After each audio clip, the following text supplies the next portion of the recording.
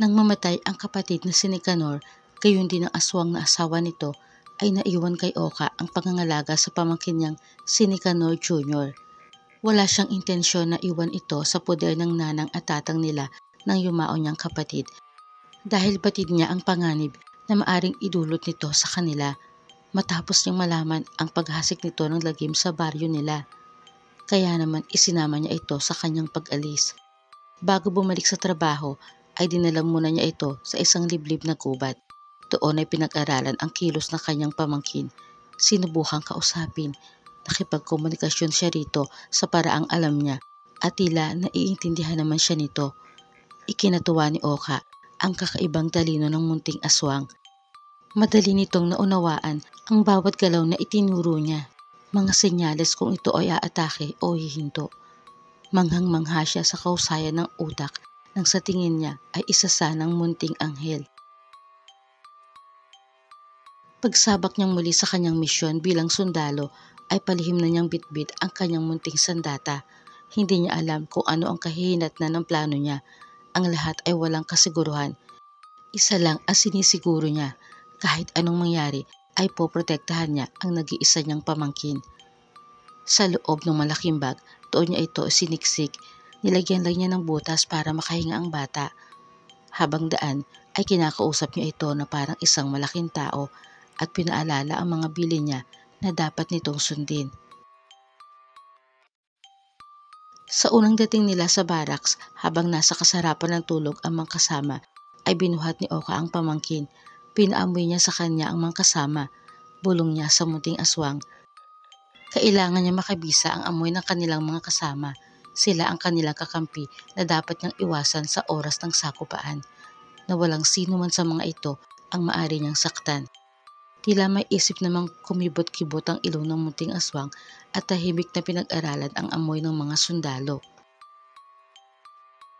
Sa unang sabak nila sa laban, kampante si Oka na magagawa ni Nicanor Jr.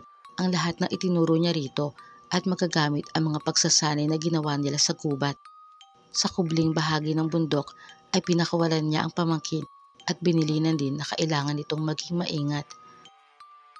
Anim mo nakakaintindi ang bata na agad tumalima sa utos ng tiyuhin.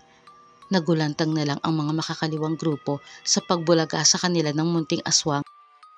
Napasigaw sila ng tiyanak at iyon na nga ang huling sigaw na nagawa nila dahil sa pag-atake ni Nicanor Jr. ay hindi na nila nakuhang igalaw ang kanilang bibig ni bumulong. Tanging pagkibot na lang ng mga labi hanggang sa tuluyan silang maubusan ng hininga. Lingid kay Oka, isang dalagang taga-bundok ang nakasaksi sa pag-atake ng tiyanak sa grupong kalaban ng mga sundalo. Ngunit hindi siya natakot. Sa halip ay naging interesado siya sa munting aswang, kaya naman palihim niya itong sinundan. Natuntun niya ang baraks ng mga sundalo at nalaman niya kung sino ang nag-aalaga rito. Tapos ay umalis na siya. Sa pagtalilis niya ay naramdaman ni Oka ang presensya niya at natanaw siya na tumatakbong palayo, kaya hinabol siya nito. Naabutan naman siya at nahawakan sa braso, sabay tanong kung sino siya, kung isa ba siyang espiya. Umiling si Rosalia at sinabing isa lang siyang sibilyan na naninirahan sa ibabang bahagi ng bundok. Pinagalitan siya ni Oka, hindi raw siya dapat umaakyat ng bundok dahil delikado ron. Sa kabila nun ay hindi buo ang tiwala ng binata sa sinabi ng dalaga na sibilyan lang ito. Malaki ang posibilidad na may kaugnayan ito sa kabilang grupo. Tila nabasa naman ng babae ang iniisip niya, kaya't sinabi nitong handa niyang patunayan na hindi siya espiya sa isang kondisyon. Tinanong ni Oka kung anong kondisyon, kung sasabihin daw nito sa kanya ang tungkol sa munting aswang. Nagulat si Oka na alam pala ito ng dalaga. Tinutukan ni Oka ng baril si Rosalia habang sinusundan niya ito patungo sa sinasabing bahay nila. Huminto sila sa harap ng isang bakuran. Mula sa kubong nandoon ay lumabas ang matandang babae. Ipinakilala ito ni Rosalia kay Oka bilang lola niya na nagpalaki sa kanya. Hindi pa rin buo ang tiwala niya, kaya nanatiling nakatutok sa dalaga ang baril. Paliwanag ni Rosalia, matagal na silang naninirahan sa ibaba ng bundok. Naranasan na rin nilang guluhin ng makakaliwang grupo, ngunit natutunan nila ang lumaban gamit ang kanilang punyal at pana, kaya hindi na sila ginulo ng mga yon. Hindi naman makapaniwala si Oka sa tapang at kakayahan ng maglola para makaiwas sa kapahamakan. Hindi man buo ang tiwala, ay hinayaan na lang ni Oka ang maglola. Iniwan na niya ang mga ito at bumalik sa barracks. Nung gabi, habang tulog na ang mga kasama, sinabi ni Oka kay Nicanor Jr. ang tungkol kay Rosalia. Batid niya na hindi man nagsasalita ang pamangkin ay naiintindihan siya nito. Sinabi rin niya rito na maganda ang dalaga at sa unang pagkakita pa lang ay naakit agad siya sa maamong muka at pinong pagsasalita nito. Nakatingin lang si Nicanor Jr. hanggang sa makatulog na ang kanyang tiyuhin ay tila iniisip pa rin niya ang sinabi nito.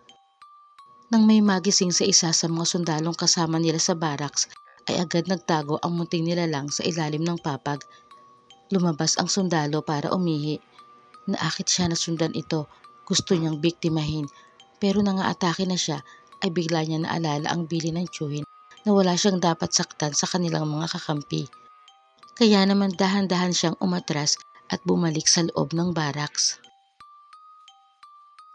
Sa gitna ng kahimbingan ng mga sundalo, naramdaman ni Nicanor Jr. ang paparating na panganib. Niyugyug niya ang tiyuhin gamit ang munti niyang mga kamay.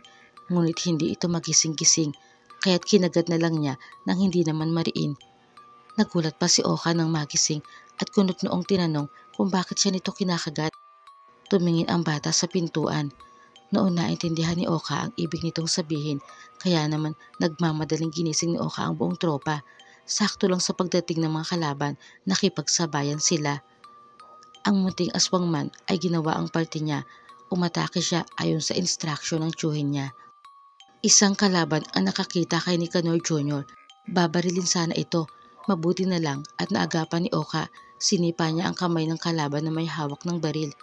Naagaw naman ito ang baril niya, kaya't nagpambuno sila hanggang sa ang baril ay pumutok at ang natamaan ay si Oka. Sabay sabog pa ng isang granada na malapit sa kanila, kaya't pareho silang tumilapon. Tumilapon din ang munting aswang. Nang humupa ang tensyon ay sumulpot si Rosalia. Nakita niya ang munting nilalang na nakahandusay sa lupa. Nagmamadali niya itong nilapitan. Nang makitang humihinga pa ay kanyang kinarga. Tapos ay hinanap niya si Oka sa iba pang mga nakahandusay din doon. Wala pa siyang nakitang buhay sa pandigma ng mga sundalo o sa kalaban ng mga ito. Mula sa di kalayuan, sa wakas ay natagpuan din niya ang katawan ni Oka. Mukhang wala na itong buhay. Nakita rin niya ang tama sa tagiliran nito. Ngunit nang pulsuhan niya ay may pulso pa, kaya't gumawa siya ng paraan para mahila ito. Ginamit niya ang lakas niya bilang isang aswang para madala ito sa kanilang kubo. Ginamot ng lola ni Rosalia ang dalawang nilalang na dinala niya sa kubo nila. Anang matanda, alam niyang nagustuhan ng dalaga ang binatang sundalo. Ngunit binalaan niya ito sa tunay nilang pagkatao na sila ay mula sa lahi ng aswang at posibleng hindi iyon matanggap ng binata kung sakali. Ani Rosalia, hindi naman niya inaasam na tanggapin siya nito. Ang matulungan nito at ang munting nilalang na makaligtas sa engkwentrong nangyari ay sapat na sa kanya.